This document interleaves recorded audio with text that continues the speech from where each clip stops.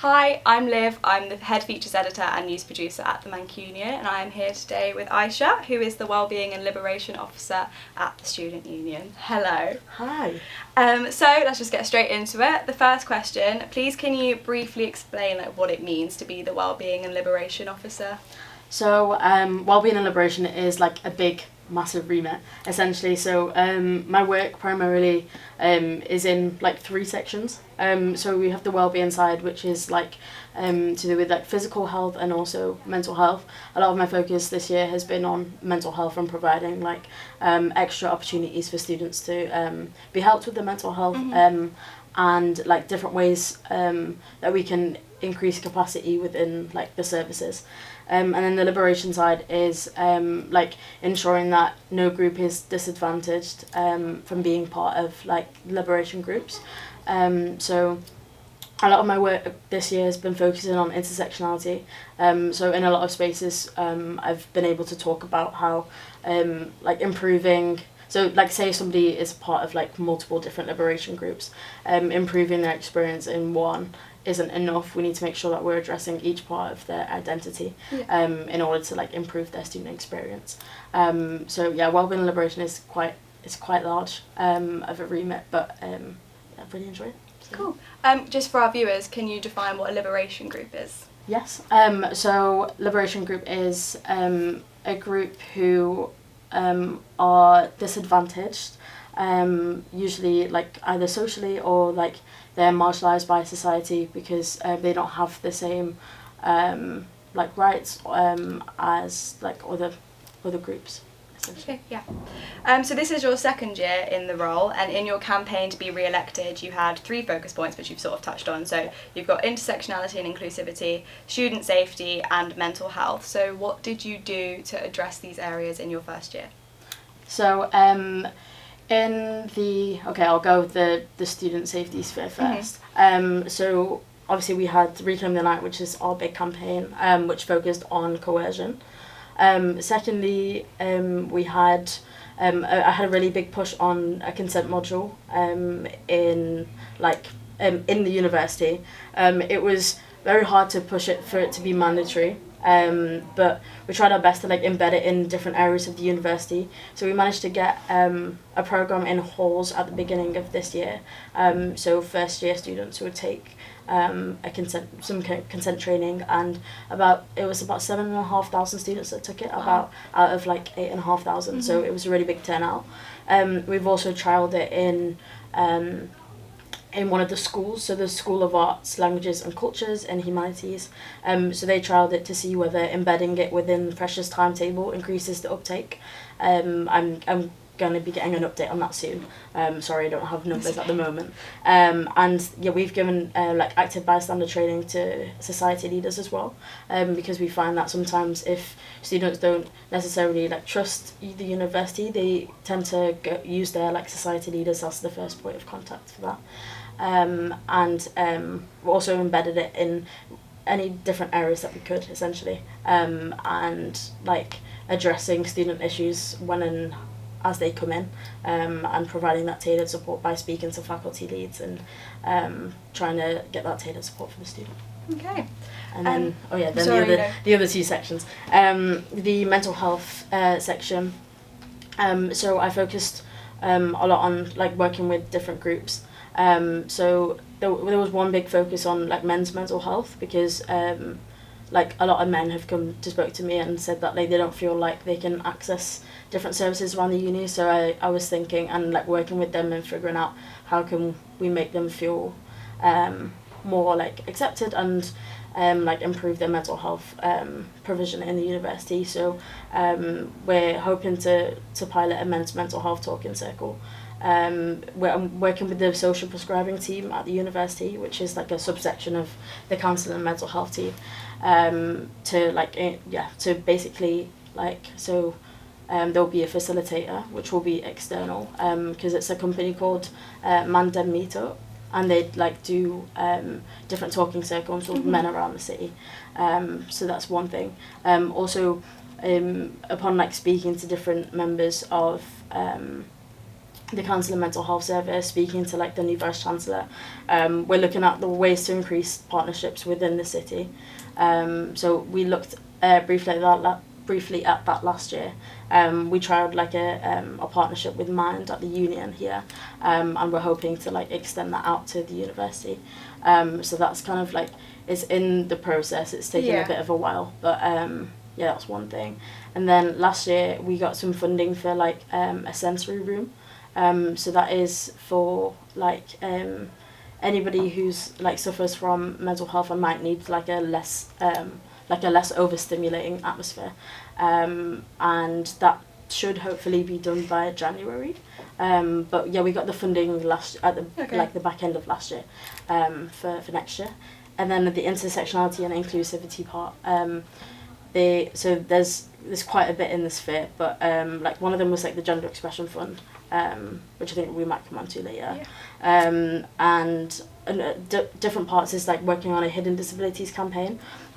So one of the academic leads at the university has been working with me on like platforming hidden disabilities, because we think it's important that we address those, because some people like get the sunflower lanyard, for example, and don't know what it actually means. And like to be able to talk about that and say like, if you see somebody with like a sunflower lanyard, please ask them what they require, if they have any extra access needs that we might be able to address. And yeah, there's like in every space that I have been in, like advocating, and I also was a heavy feature on the university's access and participation plan, which is essentially like a 5-year plan, which is to do with all of their access and participation work. And they have like key risk groups, which are often like liberation groups that may need some extra support to help them like succeed at university. And I made sure that I fed heavily into that, and I was like the lead on the student submission side.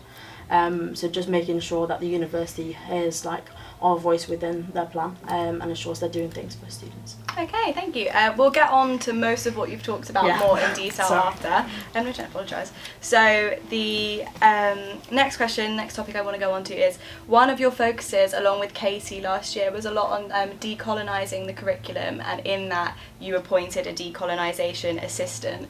So what are they going to do? How's it going? Why is it important for students that this happens? I think it's important for students because it's been something consistently that students have either like voted on in Union Assembly. So there was a decolonisation motion that was passed. Students really care about having a curriculum that isn't Eurocentric and based on only Western perspectives. I think it's really important, especially with the diversity of Manchester, to ensure that people's like identities and diverse views are reflected within like the content that they're learning.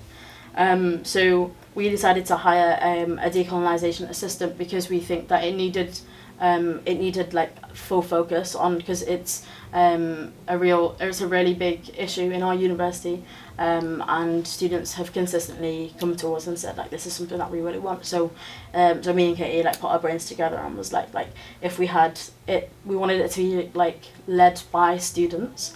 So we thought if we hired a student staff, paid them to coordinate all of it, and the student who's doing it has done previous work in their own faculty on it as well, which is really cool. So we thought we really wanted the project to be like global majority led, because we thought it was important to have somebody to coordinate all of that. So essentially what they'll be doing right now is, there's 2 different like sections of it. So one of them is like talking to staff and a staff steering group, and one of them is a student steering group. So the staff steering group will be looking at what current initiatives that staff have, so whether that's academic staff or professional services staff, because we want it to be embedded across the whole institution and not just solely like in professional services or solely in like academic sphere. So to like get all of them under one space, because the university, it's a bit difficult sometimes like passing information around the whole university. So if you have one person like that's central and is like pulling all of the initiatives from each area, we can look at like best practice and seeing if there's stuff in one faculty or one school or even like one course that could be embedded and would work across other like other avenues. And then the second one is like the student steering group. So that will be like a collection of students that we reached out to and coming together and figuring out like what we actually want. So obviously decolonizing the curriculum is like a massive thing, and there's so many options of what we can do. We want students to tell us what they actually want from it, and then from that we'll be designing, the assistant will be designing like a strategy, and that will be in collaboration with the staff at the university to make sure it's actually embedded within the institution and not just like there for show, essentially. Yeah. So we want it to be co-created with staff, students, and like coordinated by the student staff. And like our aim is to have like later on we're hoping to have like decol reps in schools, because we think that to continue the work there needs to be that like this students wanting to like help to continue it and like actually hold their schools or faculties or courses to account. Yeah. Okay, thank you. You mentioned it a little while ago. You started last year a gender expression fund. Yeah. It helped 142 students. It's currently closed right now. So is it coming back? What do you think the importance of it is? Can you tell us a little bit more about it?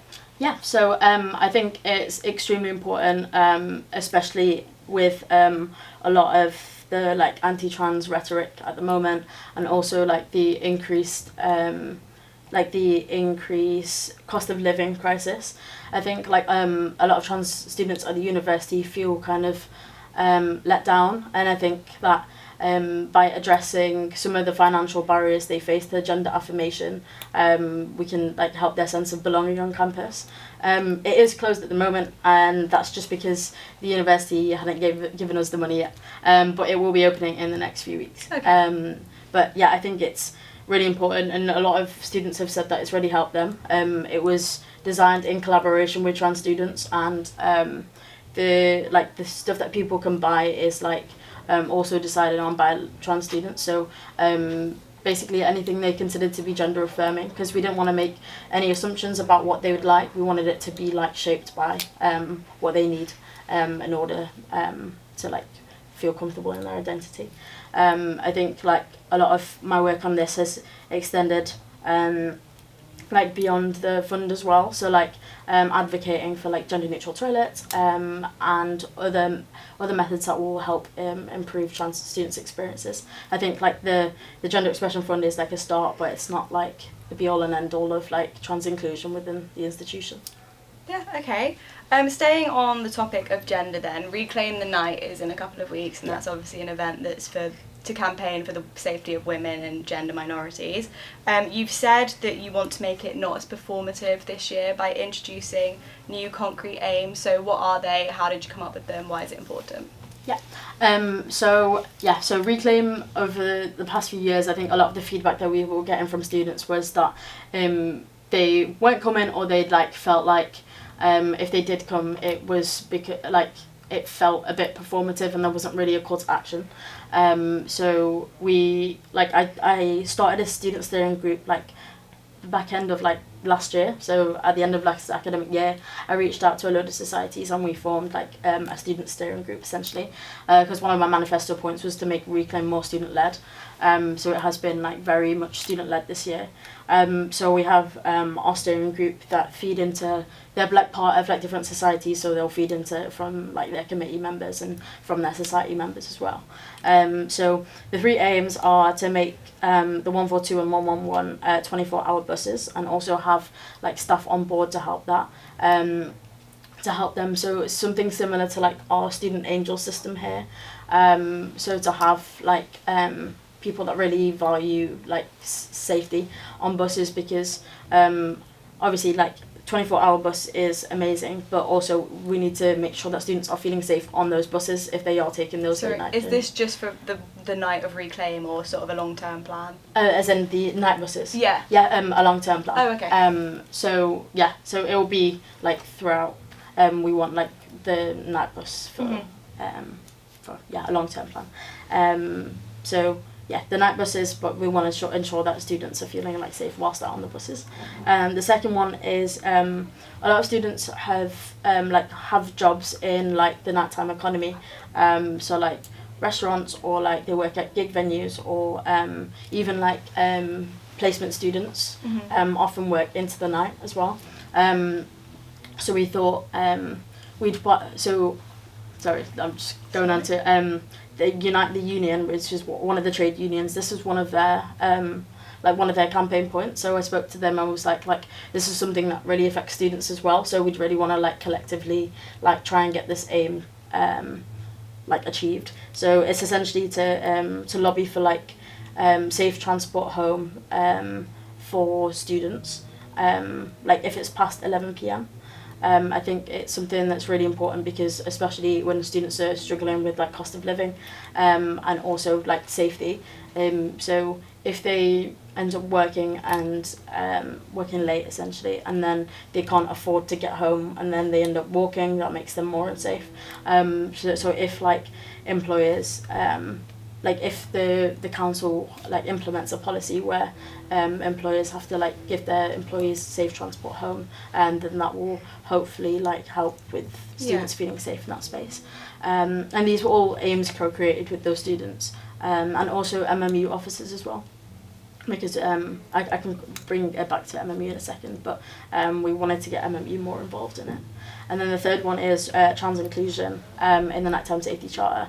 I think a lot of like the council and the GMCA's work is solely on women and girls, and obviously that is such a big issue, because there are a lot of like female victims. But I think like sometimes people lose sight of like the fact that trans people also experience a lot of violence, and I think like for this year's Reclaim, I really wanted to embed like trans inclusion. So you might see like even like the branding has changed to incorporate like the trans flag.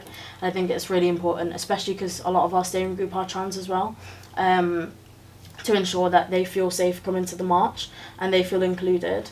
Like for example, last year we had a speech from like a trans student, and they had mentioned that they didn't feel like the space belonged to them, and I was like that's what I want to like help next year. And so that's why this year like it's really embedded throughout, making it a trans inclusive march. Okay, thank you. You said you've made suggestions to the Counselling and Mental Health Service regarding the, and this is a quote, cultural sensitivity of their material and how to improve this. So what exactly do you mean by suggestions, and what action is being taken as a result? Yeah, so the cultural sensitivity of their material, so for example in their like LGBT section, they talk a lot about like how amazing it is to like come out and like come forward about identity, but they don't really address that there's people at the university that don't feel safe enough to come out, whether that's because they're like from a country where it's not accepted, or like they're like embedded within a culture that doesn't allow them to be themselves. So it was a lot of like wording changes, and a lot of like pushing for them to like have more like training on cultural awareness. That's still in the process. Just because sometimes at the university it takes a bit of a while to get things going. But yeah, so even even like some mention in communication that go out to students that like if you don't feel like safe to come forward about your identity like on a wider scale, like we hope that you can feel safe with us here. And I think it was really important to ensure that the university addresses that, even like in other services as well, for example like the advice and response service as well. I think it's important that the university addresses that it's not it's sometimes in other cultures it's not common for people to come forward or like to speak about mental health or even know what mental health is, and yeah, that's something that they need to be proactive in addressing. Yeah, okay. So in terms of making sure students are heard, you were recently at the World Academic Summit with Lexi, another officer, who said that you were there to make sure student voices were heard. Yeah. So can you tell us a bit about the specific issues you raised and how you think these discussions could impact students here in Manchester? How did the students that you represent benefit from you being there, basically? Yeah, sure. So there was obviously 3 days in the World Academic Summit, and there was key conversations, so there was like panels, and the student union had a panel as well, which I can come on to. So myself and Lexi, we were basically like hosting the thing and introducing each session, but like after every session we would try and like give our insight onto that. So there was one session on social mobility, and there was it was a previous MP, I believe, was talking about like the cost of learning crisis, and how it really affects students. So we kind of like give our insight on how we've seen it affect students. So we mentioned stuff like we see like the increase in student working. We see like students not being able to like afford food or afford food to live, and like rebranding some of it as like the cost of survival, because we feel like that's kind of a term that more accurately reflects what's happening to students at the moment.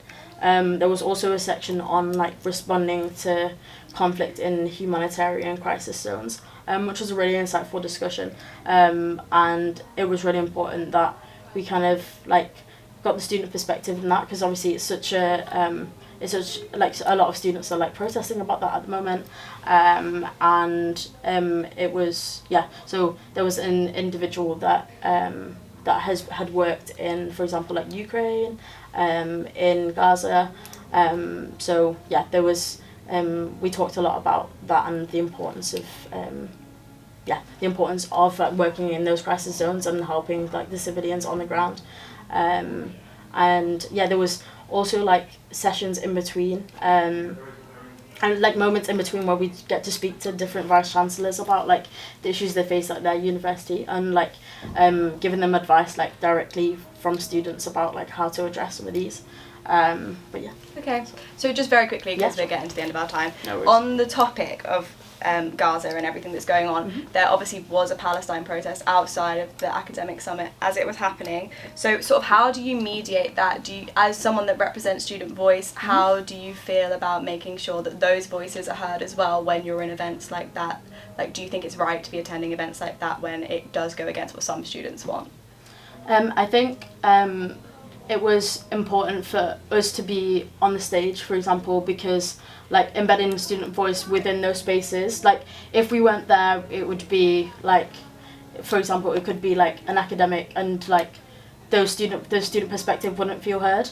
And obviously like we know that there was like a protest on stage as well, and we felt like we handled that like differently to what other people would have previously. So like we stepped out of the way, like let the students speak, and I don't know if we weren't there if that would have made any difference. I mean if that would have like affected like how they would have been able to speak or how they had been like treated on stage. So I think like yes, students may say that, but I think like upon speaking to the students involved, like it was better that we were on the stage at that point than for it to be like a staff member or somebody else at the university. Okay, thank you. That's everything. So thank you so much for your time, and thank you for watching. Thank you.